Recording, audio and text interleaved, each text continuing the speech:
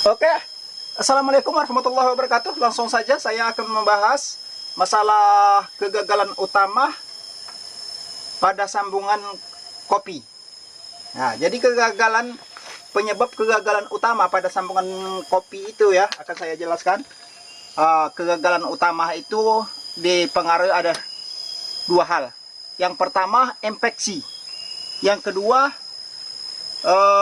kerapatan antara entres dengan batang utama ya. Jadi kerapatan dengan entres juga dengan batang itu sangat mempengaruhi akan kegagalan dalam penyambungan kopi ya. Ini saya sudah siapkan. Nah, ini entres. Jadi entres ini ya, saya contohkan kerapatan yang saya masukkan itu ya. Nah, kita potong dulu ini ya. Kita anggap saja ini batang utama. Kita potong ini, kemudian biasa yang kita lakukan itu kan antara dua. Kalau saya antara dua, ada dengan cara sambung sisip, ada sambung belah. Jadi kita praktik sambung belah. Kalau umpamanya kita memakai sambung belah begini misalnya kan, karena ini cuacanya sangat terik, maka saya bikin konten di bawah pondok ini saja ya. Ini entres, kita potong entres ini. Nah, kerapatan ini juga sangat mempengaruhi ya. Kerapatan entres ini dengan batang utama ini. Nah, ini sangat mempengaruhi. Apabila terjadi kerenggangan, misalnya apabila kita lihat seperti ini, masih terlihat terang di sebelah sana, itu berarti kerapatannya itu kurang rapat. Jadi yang mempengaruhi kerapatan ini juga sangat berpengaruh. Apabila pertemuan kulit entres dengan kulit batang utama ini ya tidak pas, maka ini juga sangat berpengaruh pada kegagalan dan keberhasilan pada sambungan. Wah, banyak ini. Nah, jadi saya ulang ya. Akan mempengaruhi masalah kegagalan dan keberhasilan apabila kerapatan ini sangat banyak jaraknya, atau pertemuan kulit entres ini dengan kulit batang utama ini tidak pas, maka akan sangat berpengaruh ya. Nah, itu salah satunya. Jadi kita usahakan untuk memotong entres ini ya, supaya kita usahakan lurus selurus-lurusnya. Nah, kita memotongnya ini agar ketika kita tempelkan kepada batang utama, kerapatannya itu sangat rapat. Apabila kita lihat dari sini, jadi terang yang sebelah sana itu tidak kelihatan. Itu salah satu faktornya. Kemudian faktor yang kedua, infeksi. Infeksi ini sangat mempengaruhi dalam keberhasilan kita dalam menyambung batang kopi ini ya. Maksud saya, infeksi itu bisa terinfeksi karena alat kita. Misalnya pisau kita mengandung karat, atau mengandung apa saja yang bisa mempengaruhi, bisa terinfeksi. Entah bekas kita menajamkannya, bekas karat begitu umpamanya, atau bekas kita memotong bumbu-bumbu dapur, bisa saja mempengaruhi terinfeksi pada pemotongan ini. Bekas sayatan kita ini ya bisa mempengaruhi. Nah, misalnya tadi pisau kita ini berkarat, bisa menempel pada bekas sayatan ini.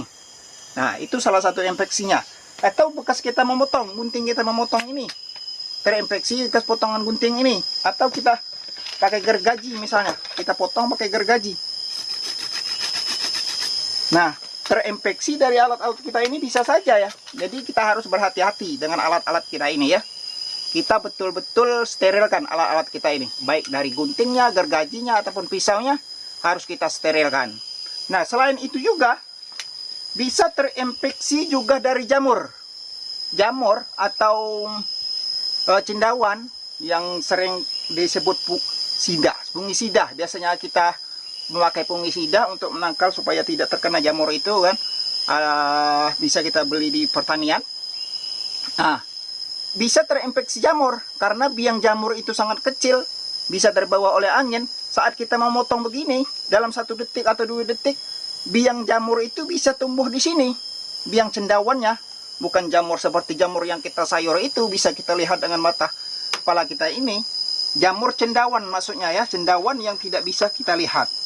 Nah, untuk itu saya ada triknya.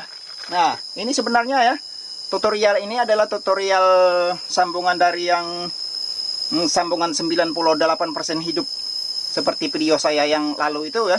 Nah, sambungan video yang tersebut, jadi saya memakai alat ini supaya tidak terkena infeksi dari jamur tersebut, maksudnya ya. Nah, begitu saya melakukan, setelah saya, nah ini saya anggap saja ini batang utama ya. Batang utama ini kita sayat. Setelah kita sayat, kemudian kita sambungan ini, anggaplah ini interestnya ya. Kita anggap ini interestnya. Mungkin semua sudah paham sebenarnya ya. Karena untuk lebih jelasnya saya praktikkan seperti ini. Ini interestnya. Kalau masih membawa bunga seperti ini, kita lepas saja bunganya. Kita rempel saja bunganya. Nah, terus setelah kita sambung seperti ini, kemudian kita ikat. Nah, kita seumpama kita menyambung kan, sudah kita ikat seperti ini. Perhatikan. Nah, saya semprot pakai ini, cerit. Nah, baru saya tutup pakai sungkup ini. Nah, kemudian saya ikat, seumpamanya begini kan. Nah, ini lebih aman. Nah, jadi dua faktor yang saya sebutkan tadi, masalah kerapatan dan masalah infeksi tadi.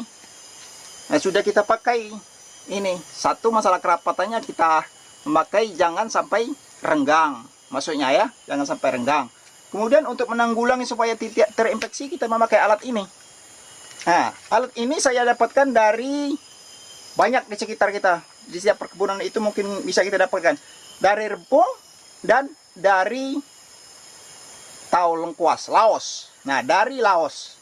Nah, ini fungsinya ya untuk mencegah dari infeksi jamur atau cendawan, dan juga untuk merangsang supaya mempercepat pertumbuhan. Karena pada rebung dan Laos mengandung fitohormon yang disebut dengan hormon auksin. Nah, jadi saya pakai resep itu. Jadi umpamanya kita mempunyai kopi yang sulit mengeluarkan tunas, kita potong, kemudian kita semprot dengan ini. Nah, bisa dia cepat mengeluarkan tunas. Itu fungsinya, maka saya semprotkan pada sambungan kopi saya ya. Jadi untuk membuat ini, mungkin ada yang penasaran untuk membuat ini. Kalau channel saya ini mampu berkembang, maka akan saya buatkan tutorialnya untuk meracik racikan ini ya. Nah, tunggu saja, kalau mudah-mudahan channel saya ini mampu berkembang, akan saya buatkan tutorialnya supaya bisa saya praktekkan atau saya upload videonya untuk racikan fitohormon untuk anti jamur dan juga untuk perangsang tunas. Nah, kita sebut saja perangsang tunas, bukan perangsang yang lain-lain ya, perangsang tunas, supaya tunas yang cepat tumbuh dan juga supaya bekas luka sayatan ini tidak terinfeksi. Jadi tunggu saja, mungkin akan saya buatkan tutorialnya. Tapi pada intinya yang membuat kegagalan dalam kita menyambung itu dua hal tadi ya, yang sangat besar pengaruhnya. Kalau yang lain-lain itu kecil saja pengaruhnya ya, tapi yang sering menjadi gagal itu yang mempengaruhi besar itu yang dua hal tadi. Satu, terinfeksi. Dua, masalah kerapatan. Itu yang perlu kita perhatikan ya. Nah, mungkin itu saja. Terlalu panjang videonya, mungkin bisa dipahami apa yang saya baru saja jelaskan. Kalaupun kurang paham, bisa ditanyakan di kolom komentar, ataupun ada sesuatu yang ingin ditambahkan, karena saya juga sebenarnya baru belajar, bukan ahlinya. Jadi menurut pengalaman saya, apa yang saya jelaskan tadi, itulah sebenarnya pengalaman saya, bukan dari pengalaman sekolah atau bukan dari pengalaman, akan tetapi pengalaman praktek sendiri. Nah, itu saja saya sudahi. Wabillahi taufiq hidayah. Wassalamualaikum warahmatullahi wabarakatuh.